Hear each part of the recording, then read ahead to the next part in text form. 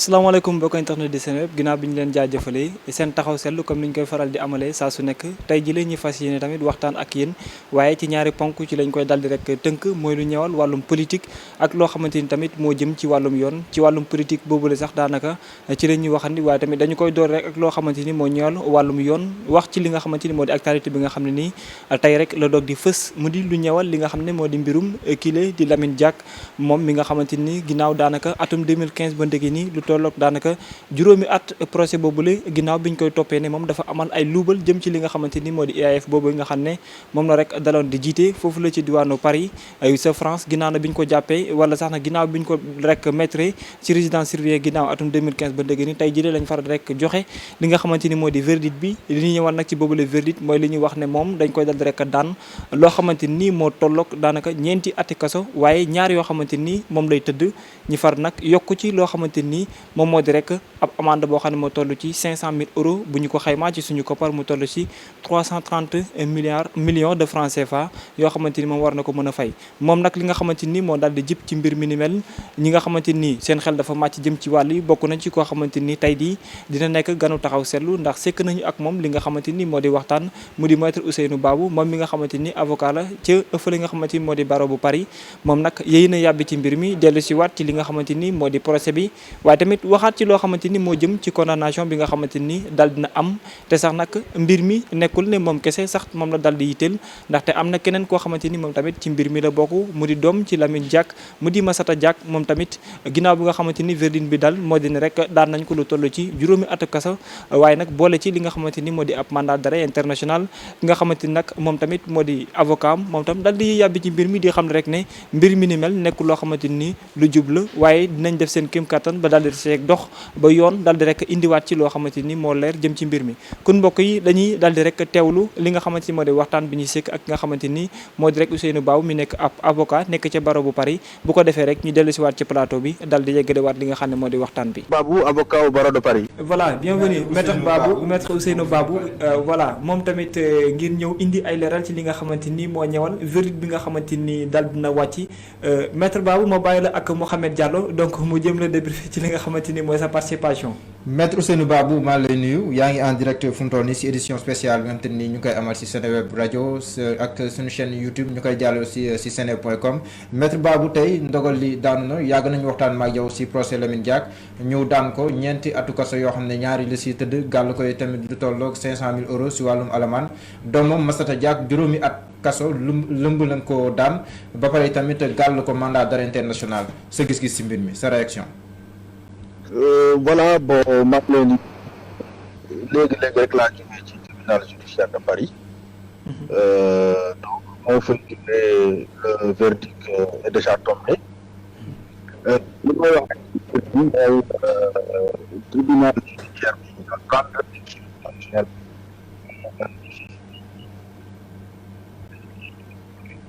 Allô maître Ousseynou. Oui maître Babou. J'entends très bien. C'est le réseau. C'est le réseau en fait. bi tuuti rek ñu gën laa mën a dégg. voilà donc li may wax rek mooy sànq rek laa jógee tribunal judiciaire bu Paris parce que am fa amoon audience aussi et je pense que verdict bi war na tomber d'un instant à l'autre yéen sax yéen a ma apprendre que voilà condamné nañ ko 4 ans ak 500 000 euros d'amende loolu lu ma ci wax rek mooy loolu boo ko xoolee ba xool loolu la parquet financier bi requériroon parce que parquet financier mi topp Lamine Diack daf ko toppee ci ker mooy corruption active ak corruption passive mi ngi koy topp aussi ci blanchiment de capitaux di ko topp aussi ci détournement d'argent à l'occasion des contrats de sponsoring donc parquet bi moom lu mu ñaanoon aussi mooy ñi daan ko gën gaa néew 4 ans ak ñu amande ko 500 000 euros je pense que loolu tribunal fekk na ci parquet bi mu nekk ni Lamine Diack condamné nañ ko 2 ans ferme ak 500 000 euros 4 ans lañ ko condamné mais pas 2 ans ferme li may wax rek mooy moom am na fukki fan yoo xamante ni yoonu France fii may na ko mu def appel ci biir appel boobu aussi parquet bi aussi mun na def ce qu'on appelle un appel incident donc boobu yoon may na ko aussi bu defee appel fukki fan yi yoon may na parquet financier bi fukki fan ak juróomi fan yu topp ci délai boobu mu def ce qu'on appelle les appels incidents également les parties civiles aussi mun nañ def ce qu'on appelle appel incident loolu yoon moo ko may. lan mooy appel incident bu defaatee appel incident dañ koy attewaat waaye li wóor te wóor mooy fii France loi yi nu mu tëddee maanaam Lamine Diack mun na bénéficier wu à ce qu'on appelle les aménagements de peine parce que depuis loolu ñu ngi ko téye ci ay loxo loi bi dafa ne fekkee liñ la tëj ëppul 2 ans fekkee condamnation ferme bi ëppul 2 ans yow mun ngaa def ce qu'on appelle la demande d'aménagement de peine loolu c'est le juge d'application des peines moo koy joxe c'est-à-dire que mun nañ ko may un régime de semi-liberté maanaam bu bëccëgee mu dem doxi soxlaam guddigee mu ñëw fanaan ci kaso bi wala ñu may ko placement extérieur boo xamante ni dans des centres d'hébergement lay doon dina dox soxlaam ñooñu ñoo koy saytu wala aussi sax mun nañ ko bàyyi mu dem këram avec ce qu'on appelle le système de bracelet électronique yooyu yëpp am na ci mais loolu je pense que avocat yi ñoom ñooy apprécier lépp parce que décision bu tombé avocat mooy waxtaan ak client am xool quelle est la procédure à suivre fekkee jar na ñoom ñu def appel aussi client bi mooy xool ak avocat bi ba xam dañuy def appel pour ñu àttewaat mbir mi fekkee aussi luñ ko daan xool la ba xool moom mun na ko gérer parce que depuis lors ñu ngi ko téye donc loolu buñ ko boolee ci liñ ko daan amaana ak aménagement de peine yi amaana Lamine Diack war naa mën a donc purger sa peine dans des conditions normales fii en France. voilà maître Ousseynou Babou junj nga ko sax xam ne juróomi at ak ngi ñuy topp ki am te nii moom mooy Lamine Diack mi ngi woon sax ci résidence surveillée foofu noonu sa France ndax diir bu mu nekk ci résidence surveillée loolu dañ koy comptabiliser ci wàllum peine bi ndax wala boog ndax du ci bokk loolu lañ bëggoon am ay leeral. waaw parce que boo xoolee même résidence surveillée il est dans un régime de privation de liberté ce qu'on appelle régime privatif de liberté il est privé de sa liberté mooy la liberté de voyager et cetera loolu day bokk ci peine bi waaye aussi peine bi du loolu kese peine bi am na 500 000 euros yoo xamante ni loolu somme bu am solo la yoo xamante ni daf ko war a ndàmpaay loolu aussi ci peine bi bokk donc li may wax rek mooy moom dina xool ak avocat mi la conduite à tenir fekkee Lamine Diack aussi moom dafa estimer moom il est innocent li ñu koy toppee def ci dara war naa mun a def appel yoon may na ko te appel boobu yoon da ko tënk ci fukki fan donc nu mu gën a gaawee dans les 10 jours Lamine Diack war na mun a introduire son acte d'appel. maître xam ne tamit sa xel da ngay gëstu baax ci wàllum corruption. am na aussi lu may souligner. maanaam bu defee appel aussi bu procureur parquet financier defee appel incident yaa ngi dégg. tribunal bi mën na yokk peine bi mën na ko def 8 ans ba 10 ans parce que li ñu koy toppee. loi bi dafa prévoir 10 ans d'emprisonnement donc il y a aussi ce risque là donc moom daal mooy xool ak avocat am la conduite à tenir voilà. maître pour le cas Massata Diack nag Massata Diack mi ñu daan juróomi ati kaso yu muy tëdd ak tamit mandat d'arrêt international ndaxte xam ne fu mu toll nii Massata Diack sax mi ngi fii ni Sénégal moom kaawam dafa mel ni moom moo gën a lëj ba su baayam. waaw Massata Diack du gulet parce que athlètes russes ñoom it aussi ils n'ont pas comparu. Donc ce qu'on appelle ils ont été jugés par défaut jugés par défaut li yoon mooy atte koo xamante ni nekk fi donc du Massata Diack kese athlètes russes yi nga xamante ni ñoom aussi dañu bokk ci ñu poursuivre ñooñu aussi am na ñett ñoo xamante ni comparaître ñu devant le tribunal donc loolu mooy comment dirais-je buñ ko defee mandat d'arrêt aussi les États sont obligés de coopérer maintenant loolu beneen mbir la. mais Sénégal lan moo war a nekk daal li wóor te wóor mooy bu ñëwee sur le territoire français moom dañ koy jàpp maintenant tout dépend de la coopération des autres États ba xam di leen coopérer wala déet loolu moom yoonu état yi la. maître laaj bu njëkk bu mujj bi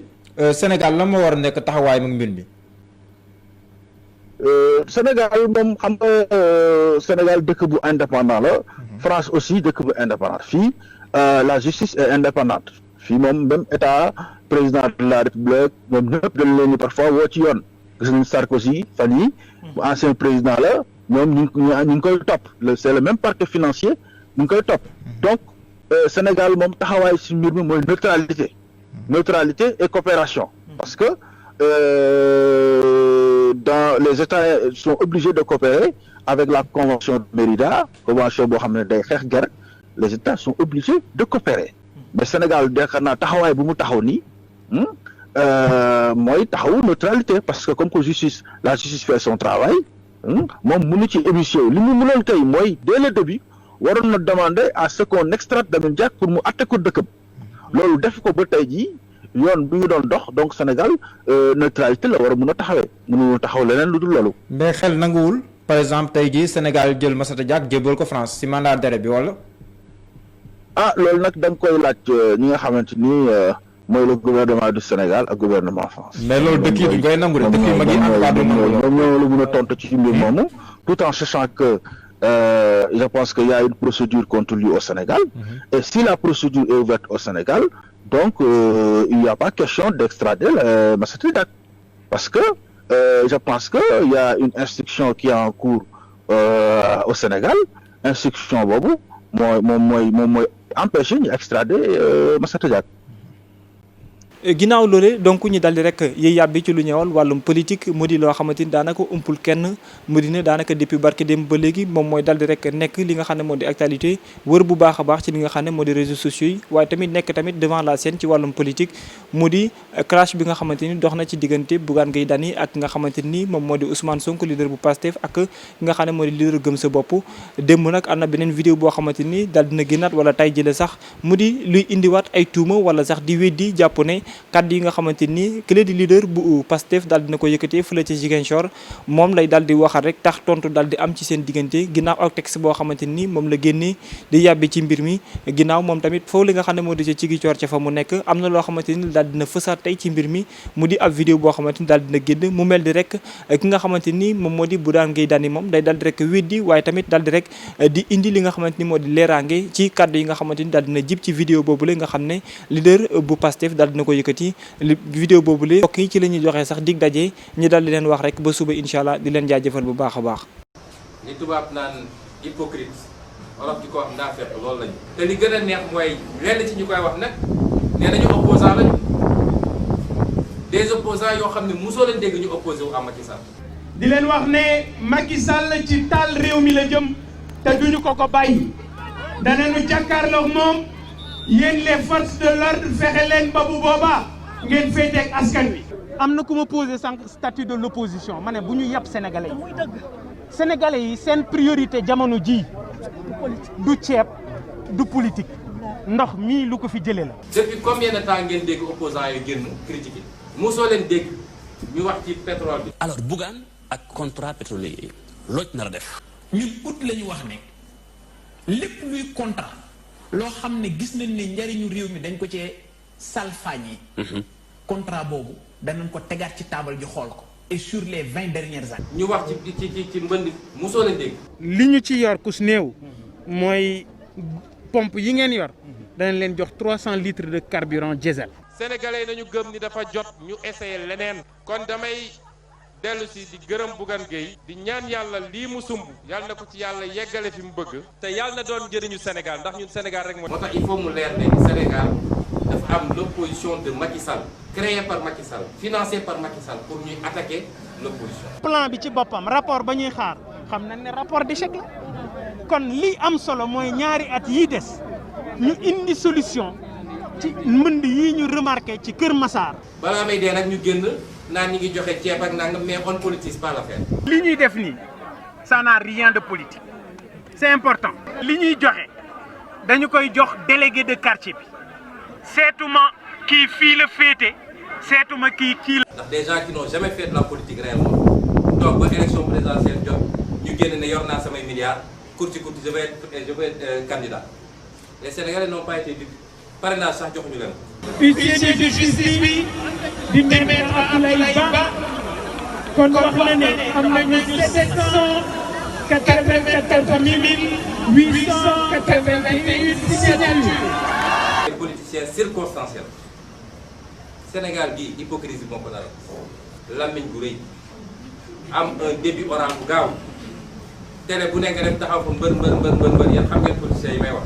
fii ma dugg ñii ma gis jafe-jafe yi ñu nekke kenn tegu leen ko lu mooy ñi leen jaay terrain ñoom ci seen bopp ils doivent être en mesure de porter plainte